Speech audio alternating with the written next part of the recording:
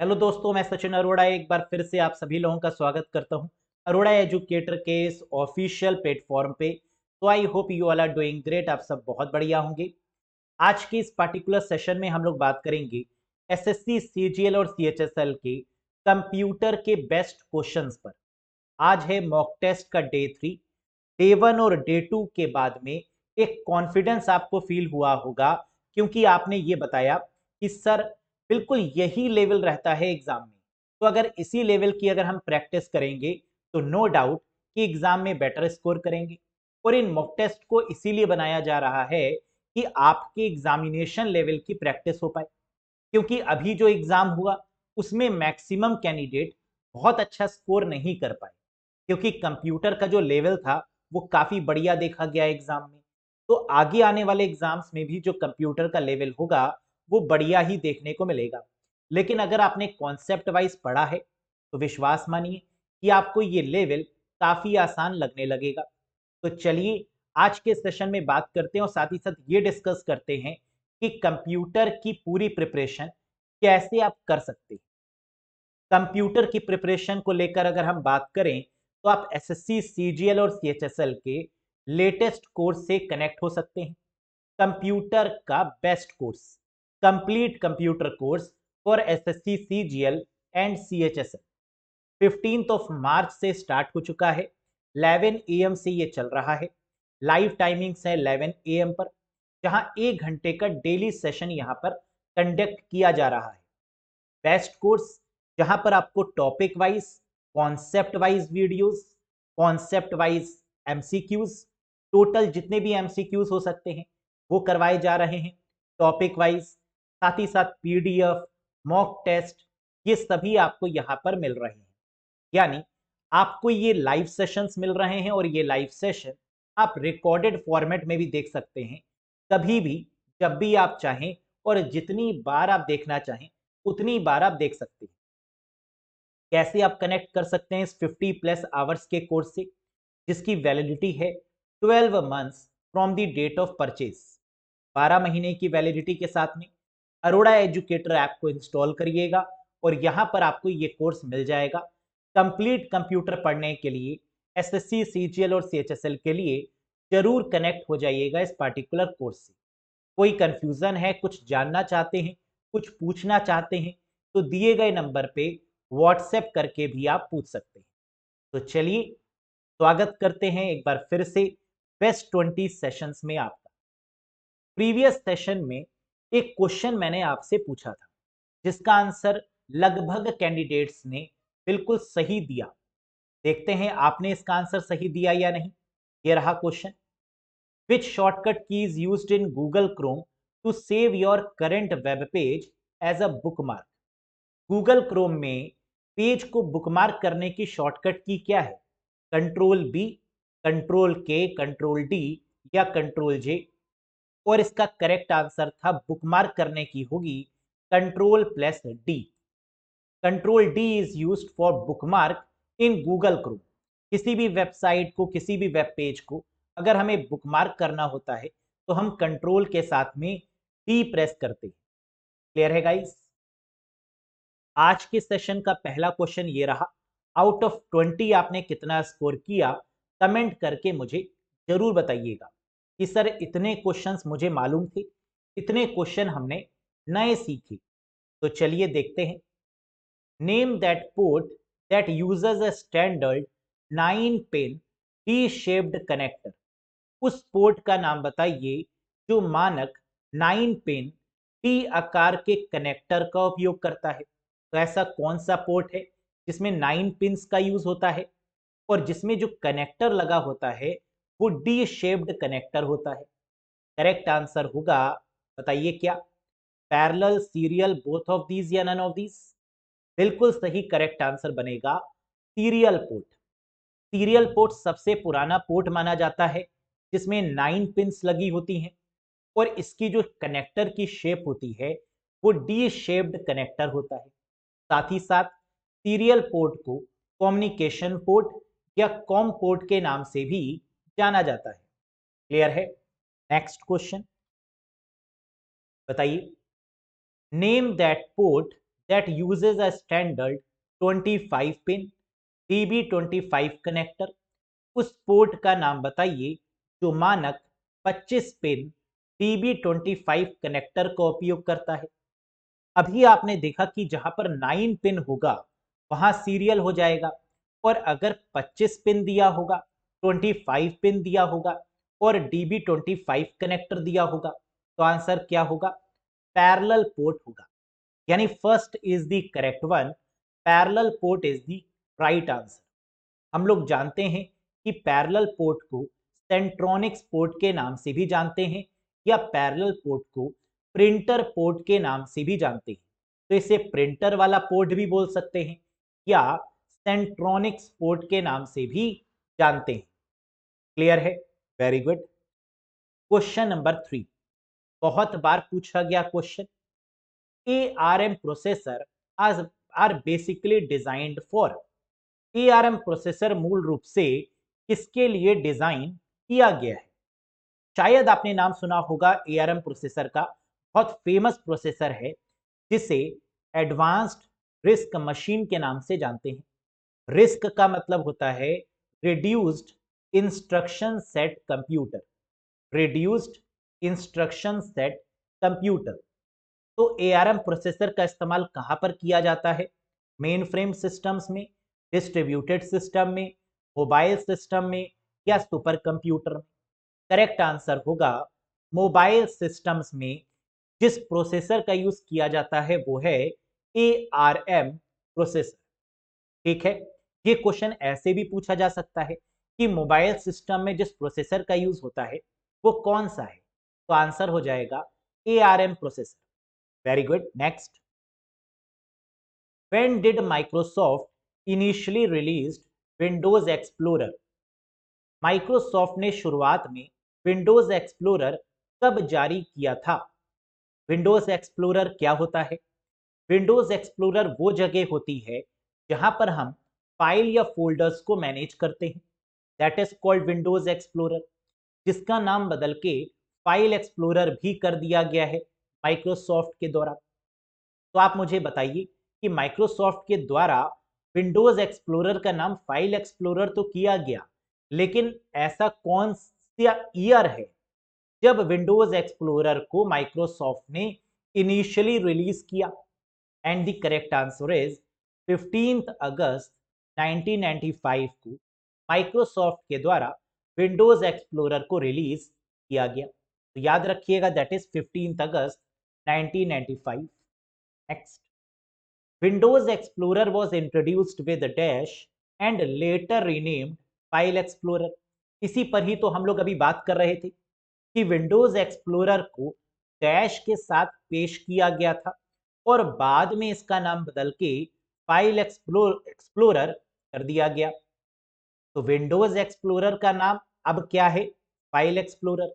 लेकिन जब Windows explorer को लॉन्च किया गया था तो किस विंडोज की ऑपरेटिंग सिस्टम के लिए लॉन्च किया गया था? विंडोज NT, विंडोज 7, विंडोज 95 या विंडोज XP? करेक्ट आंसर होगा विंडोज 95। तो सबसे पहले विंडोज एक्सप्लोरर को विंडोज 95 ऑपरेटिंग सिस्टम के लिए लॉन्च किया गया था। याद रखिएगा इस बात को। और अब इसको फाइल एक्सप्लोरर का नाम दे दिया गया। विंडोज 8 में, विंडोज 10 में, विंडोज 11 में फाइल एक्सप्लोरर ही बोला जाता है, जबकि इसके पहले वाले ऑपरेटिंग सिस्टम में विंडोज एक्सप्लोरर के नाम से जानते थे, है ना। इस बात को भी याद रखिएगा। Next, among these which is not the correct way to open the file explorer in Windows 10 या Windows 11? कह रहा है कि अगर आपको इस फाइल एक्सप्लोरर को ओपन करना है तो इसकी कौन सी तरीका ऐसा है जो कि करेक्ट नहीं है? Not the correct way to open the file explorer. ऐसा कौन सा स्टेटमेंट है जिसके थ्रू हम फाइल एक्सप्लोरर को ओपन नहीं कर सकते? वैसे जो बहुत फेमस तरीका है वो है विंडोज के साथ ई प्रेस करेंगे तो आपका विंडोज एक्सप्लोरर या फाइल एक्सप्लोरर ओपन हो जाएगा। एक बार पढ़ लेते हैं। पहला कह रहा है select the start Windows button and find it on the start menu. अगर हम विंडोज बटन को क्लिक करते हैं तो क्या फाइल एक्सप्लोरर पर पहुंच जाएंगे? बिल्कुल सही है। स्टार्ट मेन्यू पर जो आपका विंडोज बटन दिया हुआ है ना, इस पर क्लिक करने पर हम बिल्कुल फाइल एक्सप्लोरर को ओपन कर लेंगे। ये स्टेटमेंट सही है। Press the Windows logo plus E, अगर हम विंडोज लोगो के साथ में ई प्रेस करेंगे तो क्या हमारा फाइल एक्सप्लोरर ओपन हो जाएगा? Absolutely true. तो स्टार्ट बटन में जाकर अगर हम स्टार्ट विंडोज बटन पे क्लिक करेंगे तब भी हो जाएगा, और विंडोज लोगो के साथ में ई प्रेस करेंगे तो भी हो जाएगा। तीसरा कह रहा है select the folder icon on the task bar. आप लोग ने ये देखा होगा कि टास्क बार में एक फोल्डर का आइकन बना होता है, और जब आप उस पर क्लिक करते हैं तो C drive, D drive, E drive वाला फोल्डर यानी फाइल एक्सप्लोरर ओपन हो जाता है। तो ये भी बिल्कुल करेक्ट है। फिर कह रहा है कि टाइप कमांड विंडोज प्लस ई इन रन विंडो। रन विंडो में विंडोज प्लस ई टाइप करने से क्या ये ओपन हो जाएगा? आंसर है बिल्कुल नहीं। रन कमांड में विंडोज प्लस ई हमें नहीं टाइप करना, जबकि विंडोज प्लस ई डायरेक्ट शॉर्टकट की का इस्तेमाल करेंगे तो ओपन हो जाएगा। तो इसका मतलब ये वाला स्टेटमेंट बिल्कुल गलत है। That is not the correct वे। ये सही तरीका नहीं है फाइल एक्सप्लोरर को ओपन करने का। Next, how many types of views does file explorer have in Windows 10 या 11?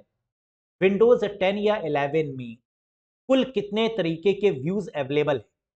अगर आप विंडोज प्लस ई करेंगे तो विंडोज एक्सप्लोरर या फाइल एक्सप्लोरर ओपन हो जाएगा।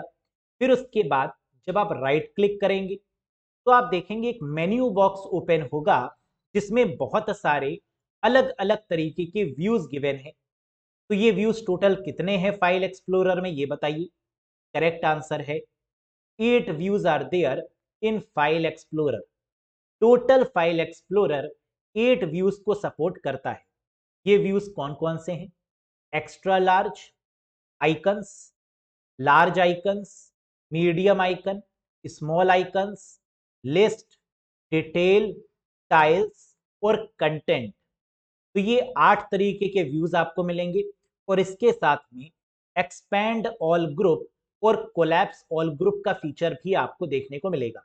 तो इसका मतलब टोटल नंबर ऑफ व्यूज कितने हैं guys? 8 views. Extra large, large, medium, small, list, details, tiles और कंटेंट। ये बात आपको समझ में आ गई, वेरी गुड। नेक्स्ट क्वेश्चन देखिए, विच one of the following network device is the broadcast device? Very important question. निम्नलिखित में से कौन सी नेटवर्क डिवाइस ब्रॉडकास्ट डिवाइस है? हब, राउटर, बोथ 1 एंड 2 या नन ऑफ दी अबव? क्या होगा करेक्ट आंसर? सोचिए। नेटवर्किंग की ऐसी कौन सी डिवाइस है जो मैसेज को ब्रॉडकास्ट करती है? ब्रॉडकास्ट का मतलब कि हर एक कंप्यूटर तक आपके मैसेज को पहुंचाती है, जिसे बोलते हैं ब्रॉडकास्ट करना। करेक्ट आंसर है hub is the device which is broadcast in nature. Networking में हब एकमात्र ऐसी डिवाइस है जो ब्रॉडकास्ट करती है मैसेज को। तो the correct answer is hub. Next, which one of the following network device store the MAC address? निम्नलिखित में से कौन सी नेटवर्क डिवाइस मैक एड्रेस को स्टोर करती है? मैक एड्रेस का मतलब मीडिया एक्सेस कंट्रोल एड्रेस, एक ऐसा एड्रेस जो कि 48 बिट का होता है, एक ऐसा एड्रेस जो एनआईसी कार्ड के ऊपर लगा होता है, जो नेटवर्क इंटरफेस कार्ड के ऊपर लगा होता है या लिखा होता है, उसे बोलते हैं मैक एड्रेस। इसे फिजिकल एड्रेस के नाम से भी जानते हैं। हम लोग जानते हैं ओएसआई मॉडल में जो डेटा लिंक लेयर होती है वही मैक एड्रेस को सपोर्ट करती है, डेटा लिंक लेयर। और डेटा लिंक लेयर में दो डिवाइसेस नेटवर्क की आती हैं, एक स्विच और एक ब्रिज। तो इसका मतलब मैक एड्रेस के केस में या तो आंसर स्विच होगा या तो आंसर ब्रिज होगा। क्या यहां पर स्विच दिया है? बिल्कुल दिया है। क्या यहां पर ब्रिज दिया है? बिल्कुल नहीं। तो the correct answer is switch, जो कि मैक एड्रेस पे काम करता है। क्या ये बात समझ में आई? अगर आपने OSI मॉडल पढ़ा होगा तो आप ये जानते होंगे कि मैक एड्रेस का मतलब data link layer, data link layer का मतलब स्विच और ब्रिज, स्विच दिया है ब्रिज दिया नहीं, तो correct answer is switch.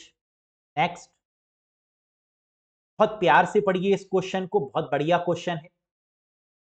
In context of network topology match the following. Network topology के संदर्भ में निम्नलिखित का मिलान करें। बताओ। मैश मल्टी पॉइंट कनेक्शन होगा, बल्क वायरिंग होगी या हब होगा? तो मैश टोपोलॉजी वो टोपोलॉजी होती है जो बहुत रिलायबल होती है, जिसपे सबसे ज्यादा विश्वास किया जा सकता है, वो है मैश टोपोलॉजी, जिसमें बहुत सारी वायरिंग की भी रिक्वायरमेंट होती है।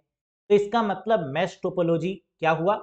बल्क वायरिंग, जहां पर बहुत ज्यादा वायरिंग यानी केबल्स की रिक्वायरमेंट है। स्टार टोपोलॉजी, ये ऐसी टोपोलॉजी होती है जिसमें हब डिवाइस का यूज किया जाता है। तो हब का यूज किसमें किया जाता है? स्टार टोपोलॉजी में। तो the correct one is star का हब हो गया। बस टोपोलॉजी मल्टी पॉइंट कनेक्शन या मल्टी पॉइंट नोड को सपोर्ट करती है। कई सारे नोड्स कनेक्टेड होते हैं, कई सारे कंप्यूटर्स, मल्टी पॉइंट कनेक्शन कहलाती है। तो बस में हो गया मल्टी पॉइंट कनेक्शन, यानी ए का 2, बी का 3 और सी का 1 फर्स्ट होगा करेक्ट आंसर। समझ में आ गई बात? Very good. नेक्स्ट देखिए, पढ़िए क्वेश्चन को और बताइए इस क्वेश्चन का आंसर क्या होगा। A dash device is used to connect multiple nodes to network.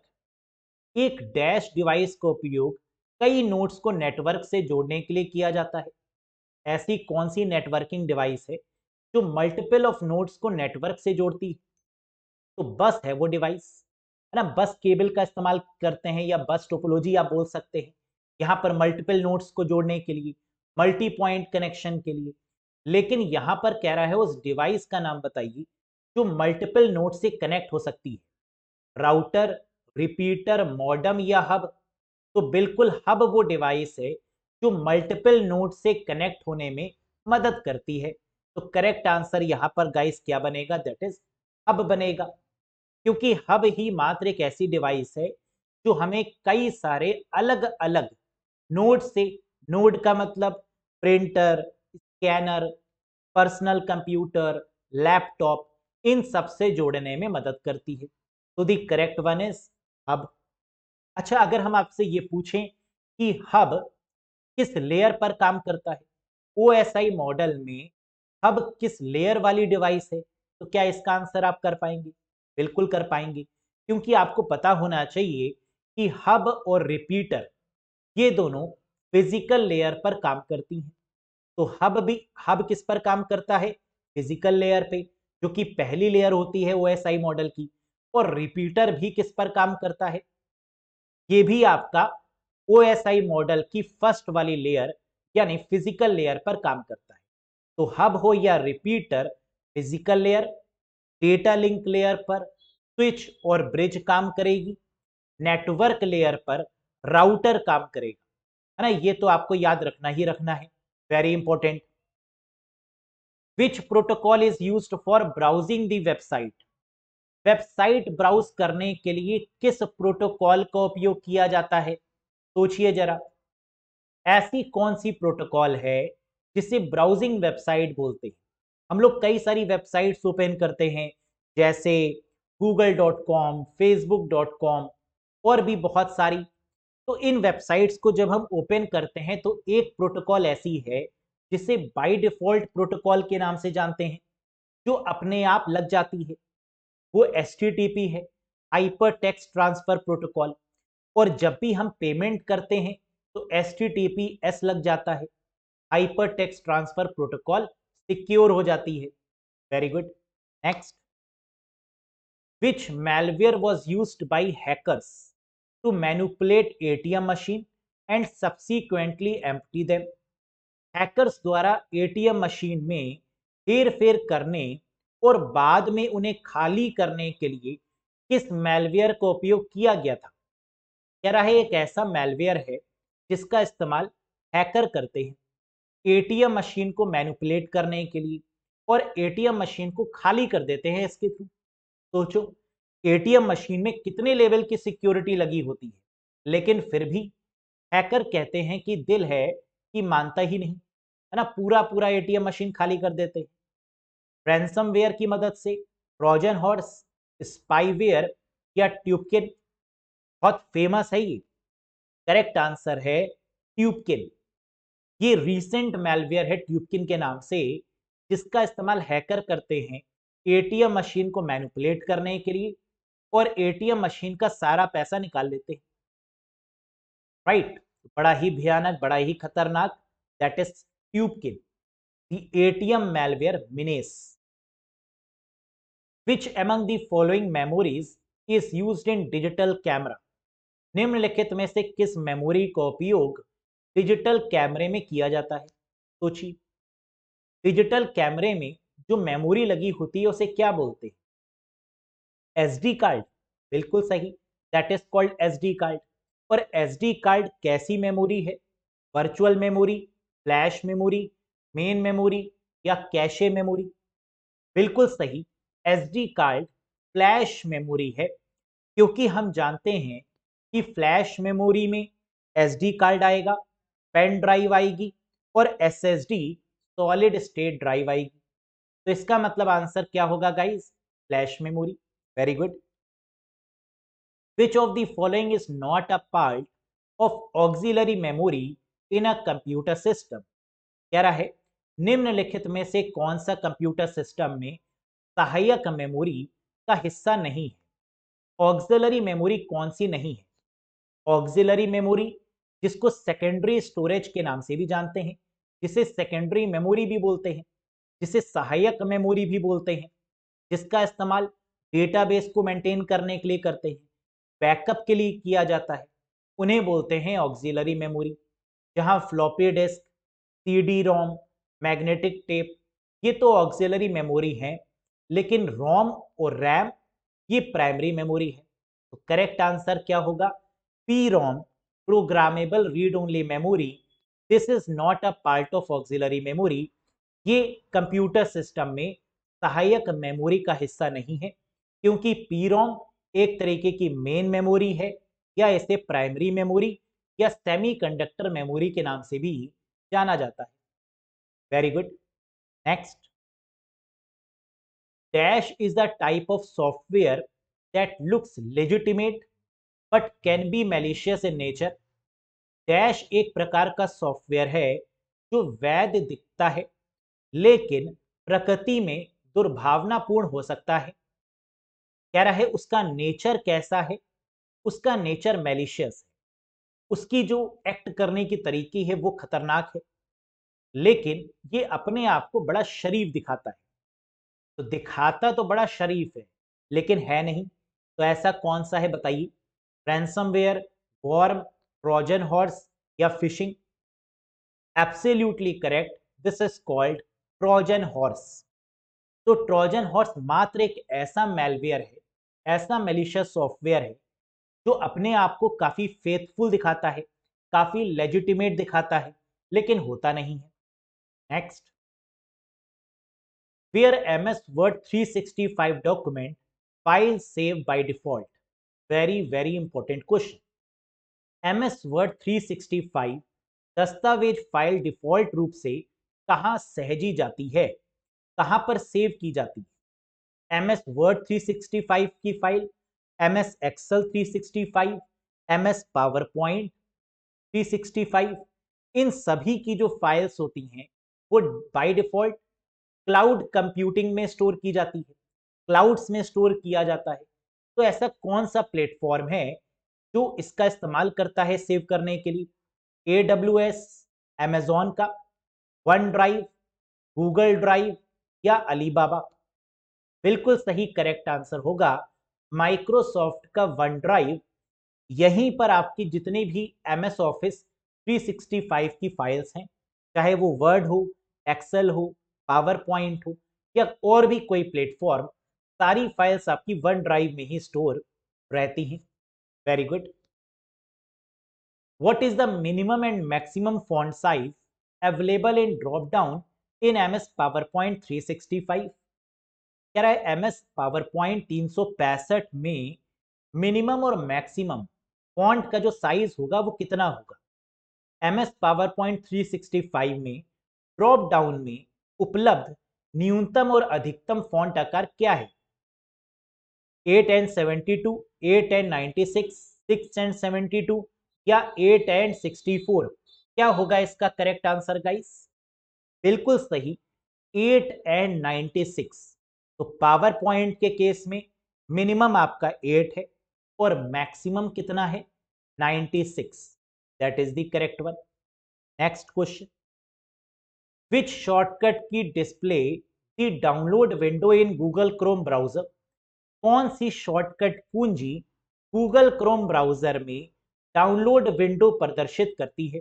आप लोग ने देखा होगा कि जब भी हम ब्राउजर में किसी भी फाइल को डाउनलोड करते हैं तो वो एक डाउनलोड वाले मेन्यू में ओपन होती है। तो उस शॉर्टकट की का नाम बताना है जो हमें उस डाउनलोड विंडो को ओपन करने में मदद करे। बताइए, गूगल क्रोम ब्राउजर के केस में कौन सी शॉर्टकट कुंजी गूगल क्रोम ब्राउजर में डाउनलोड विंडो प्रदर्शित करती है? Control H, control D, control T या कंट्रोल J? करेक्ट आंसर होगा control J to open the download window in Google Chrome. तो कंट्रोल के साथ J दबाएंगे तो हमारा क्या होगा गाइस? डाउनलोड विंडो ओपन हो जाएगी, जहां पे जितनी भी डाउनलोड फाइल्स हैं उन सबको हम देख पाएंगे। तो क्वेश्चन उठता है, कंट्रोल H से क्या होगा? हिस्ट्री ओपन होगी। कंट्रोल D से क्या होगा? बुकमार्क कर पाएंगे। कंट्रोल T से क्या होगा? टैब को ओपन कर पाएंगे। कंट्रोल W से क्या होगा? टैब को क्लोज कर पाएंगे। और कंट्रोल J से क्या होगा? डाउनलोड वाली विंडो ओपन कर पाएंगे। क्या ये बात समझ में आई? Very good. याद रखिएगा, यहां से क्वेश्चन आपको जरूर मिलेगा, डैम श्योर है। Which function key moves the cursor to the address bar in Google Chrome browser? Google Chrome browser में कौन सी फंक्शन की कर्सर को एड्रेस बार में ले जाती है? आप लोग ने देखा होगा URL होता है जिसे एड्रेस बार में ओपन करते हैं हम लोग। अगर आपको एड्रेस बार को सिलेक्ट करना है तो एक फंक्शन की है जिसकी मदद से आपका पूरा एड्रेस बार या पूरा URL सिलेक्ट हो जाता है, या आपका जो कर्सर है वो एड्रेस बार में पहुंच जाता है। तो ऐसी कौन सी फंक्शन की है गाइस? F9, F7, F8 या F6? बिल्कुल करेक्ट आंसर होगा F6 फंक्शन की मदद से एड्रेस बार को सिलेक्ट या एड्रेस बार में जो कर्सर है उसको लेकर जाया जा सकता है। तो आंसर है F6। क्लियर है? ये तो हो गए आपके बेस्ट 20 क्वेश्चंस। 20 में से कितना स्कोर किए एक बार कमेंट करके मुझे बताइएगा कमेंट सेक्शन में। ये रहा आपका वो क्वेश्चन जिसका आंसर आपको कमेंट बॉक्स में करना है। तो क्वेश्चन ऑफ द डे आज के सेशन का ये रहा। पढ़िए बहुत अच्छे से और बताइए कि इसका आंसर क्या होगा। Which shortcut key is used to hard refresh on Google Chrome and Windows? Windows पर गूगल क्रोम पर हार्ड रिफ्रेश करने के लिए किस शॉर्टकट कुंजी का प्रयोग करते हैं? अगर आपको यह पता होगा कि हार्ड रिफ्रेश क्या होता है तो आप जरूर बता पाएंगे कि इनमें से ऐसी कौन सी शॉर्टकट की है जिसका इस्तेमाल गूगल क्रोम में, गूगल क्रोम ब्राउजर में हार्ड रिफ्रेश करने के लिए किया जाता है। अब ये हार्ड रिफ्रेश होता क्या है और इसकी शॉर्टकट की कौन सी है? अगर आपको पता है तो आप कमेंट सेक्शन में कमेंट करके बताइए। नहीं पता तो इसका आंसर मैं आपको दूंगा नेक्स्ट सेशन में।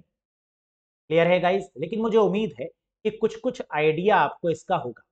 F5 आंसर है, Alt+F5, Control+F5 या Control Alt और F5।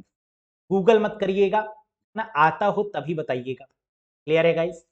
तो चलिए, आज का सेशन आपको कैसा लगा एक बार लाइक करके बताइएगा।